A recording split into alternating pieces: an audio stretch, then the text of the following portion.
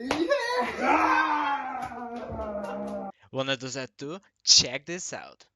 You are now watching a 1500 rated player which is top 3% on chess.com, the most popular chess website. Now let's go. It is actually easy, but first let's get the rules of chess out of the way. Set up the board as follows if you play offline. Players go turn by turn, moving one piece at a time. The queen, the most powerful piece, can move in any direction she wants for any amount of squares. However, she and other pieces cannot jump over each other. Except the knights! They move in L shapes, two squares in one direction and one to the side, like this or this. And they can even develop on the first move of the game. A piece can't go to the square occupied by your pieces, but it can go to the squares occupied by the enemy pieces, and that piece is then removed from the board. It is called a capture. Bishops and rooks are like queens divided into two pieces. Bishops go diagonally and rooks go horizontally and vertically.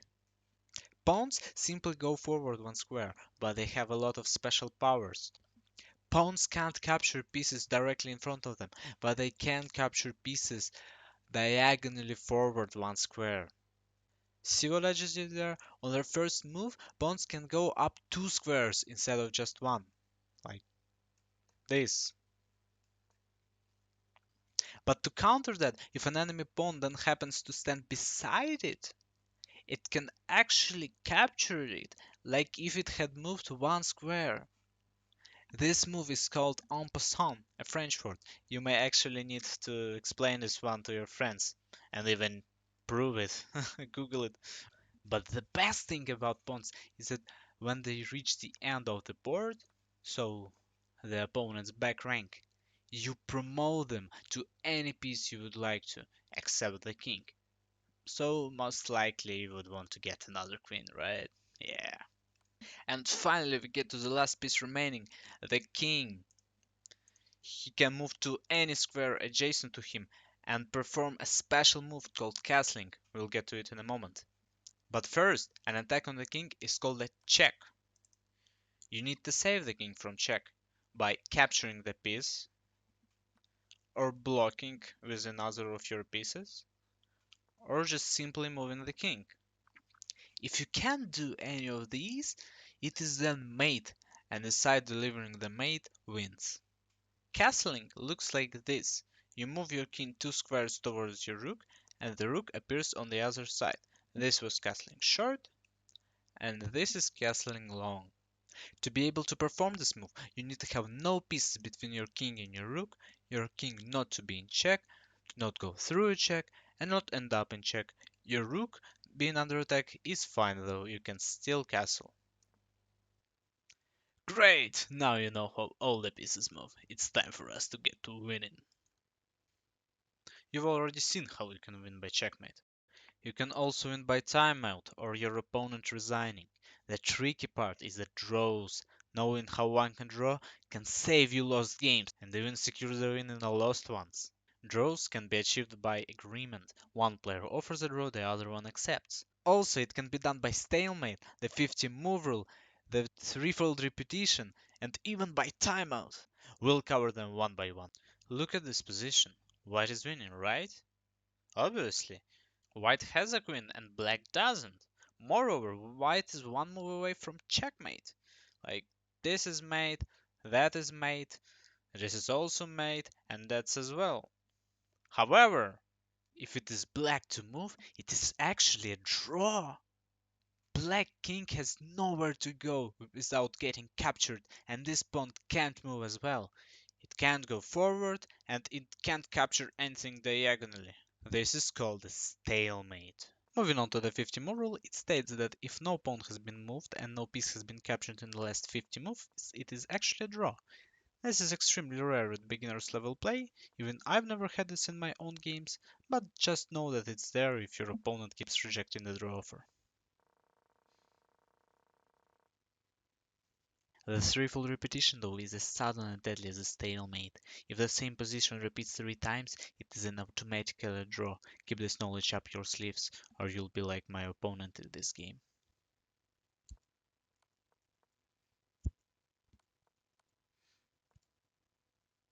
This is a draw. The win by timeout is considered a draw when the side with time left has no material to checkmate the opponent's king. It is also a draw when both sides have insufficient material regardless of time.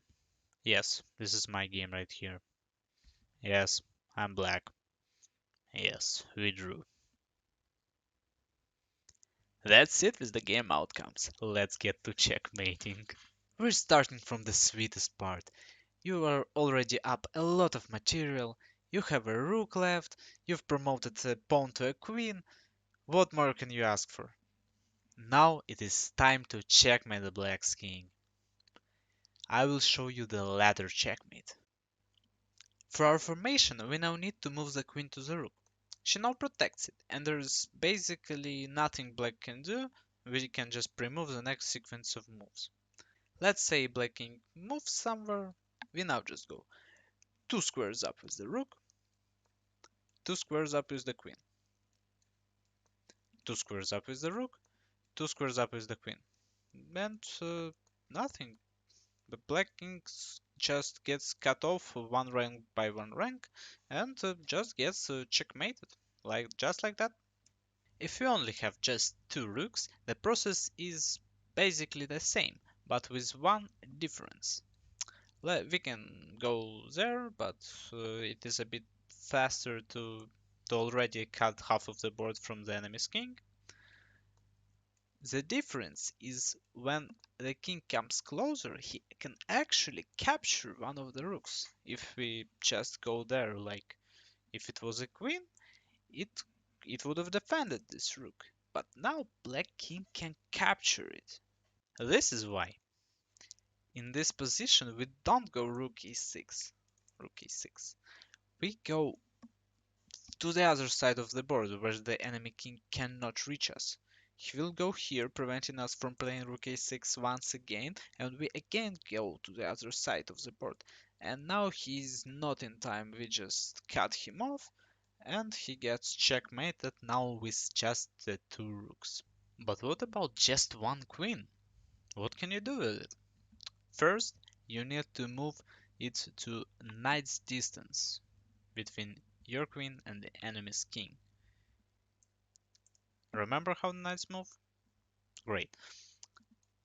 Black king needs to move now, and from that point on, you just copy his moves. He goes diagonally left up 1 square, you go diagonally left up 1 square, and so on.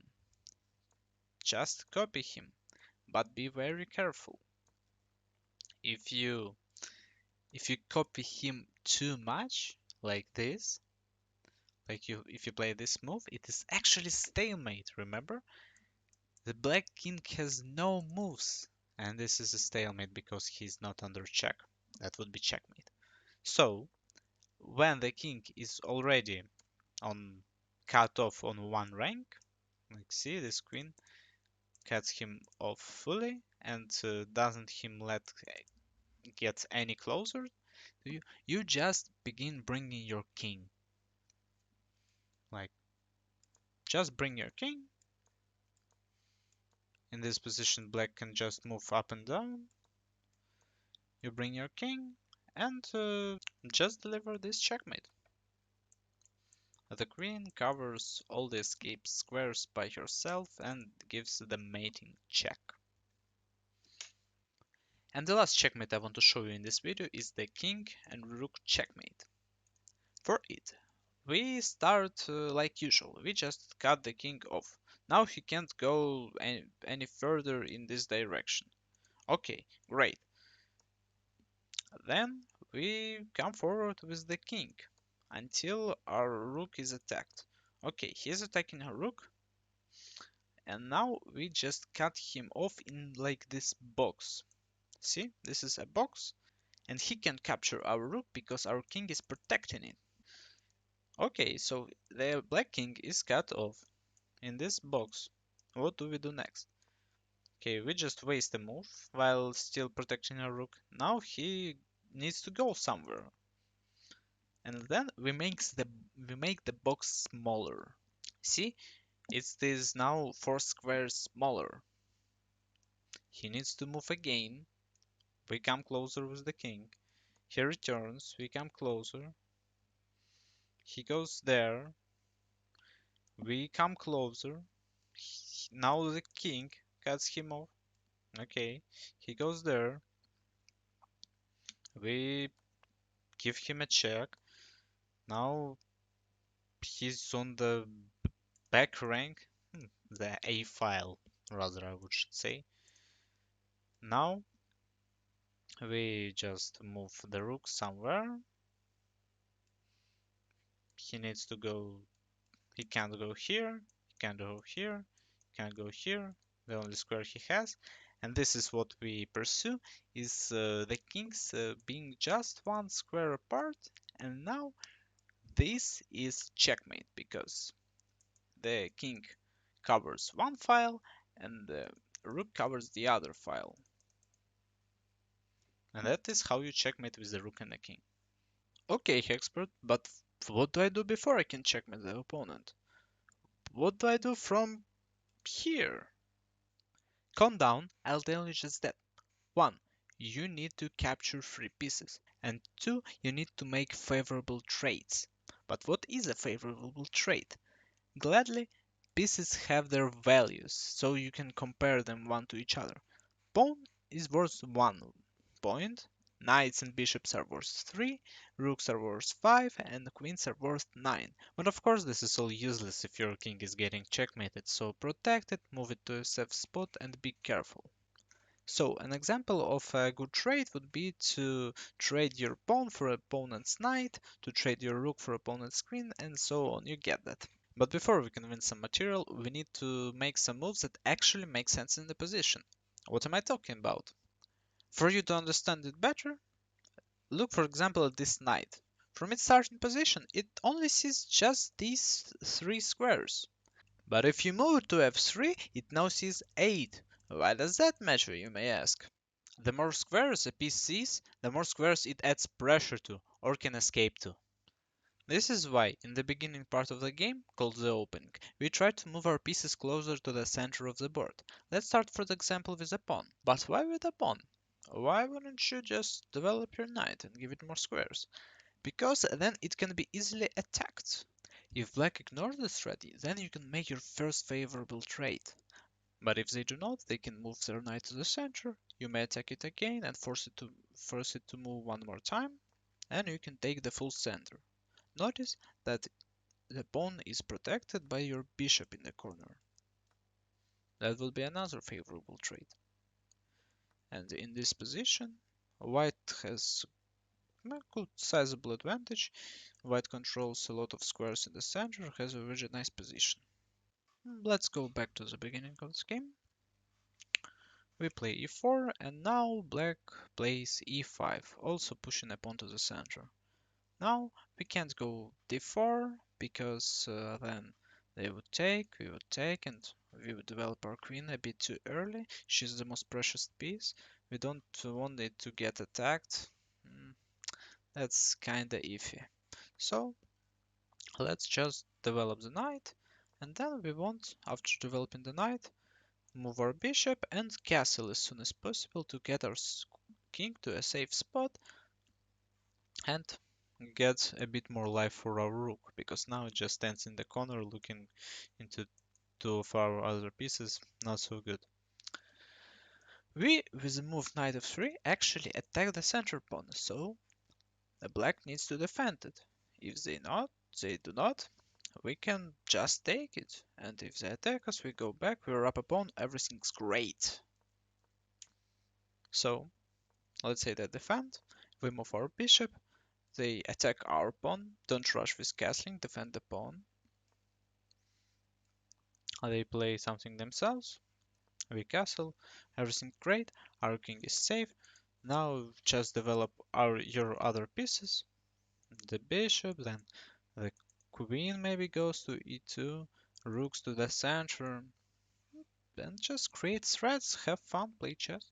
At some point in the future, your opponent will definitely do something stupid, which will lose him the game. Just don't be the first one to do it. Your opponents may actually even blunder their queen as early as of move 3. They would be thinking that they're attacking your pawn, but you're actually just able to capture their queen, and they can't even capture back. That would be a really big advantage for white. If you can trade some pieces and get to one of the endgames that I showed earlier, you will be in great shape. As a bonus, let's say that we are black in this game. They play e4, we play e5, and they play queen h5. What a weird move. What would we do in this position? First, we look at what is attacked. Our pawn is attacked, actually, not our king, our pawn. So, first we need to protect it. Let's say we develop the knight to the center. Okay, now white plays bishop c4. What does this move do? It looks at our f7 pawn with our queen. They attack it 2 times. We defend it only once with our king. So if we ignore the threat, this is actually checkmate on move 4. This is a very well known thing in chess. It's a scholar's mate. Every beginner must know this. So we go back, we don't do this mistake. We need to somehow protect the f7 pawn. We can do it with the queen here or here, but a pretty nice way of doing it would be just playing g6. This blocks the queen's vision of the f7 pawn and attacks it. They move it to f3, and now it attacks f7 once again. We can again block the vision by playing knight to f6, and now two of our knights are in the center. Their queen is a bit misplaced. The knight can't go there. We can then play bishop to g7 and castle. I will maybe cover this opening in a future video, but for now, this is everything you need to know. Just don't get checkmated on move 4. Phew, and that's it. You're now locked and loaded to play your first chess game, or maybe get a win against your friend. The only question you may have left is that what can you do if your opponent just doesn't plunder pieces in one move? That's what we are covering in the next video. It will cover the chess tactics. And also you don't want to miss the video about the game from the start. So subscribe to the channel, hit the bell, and let's enjoy our chess journey together.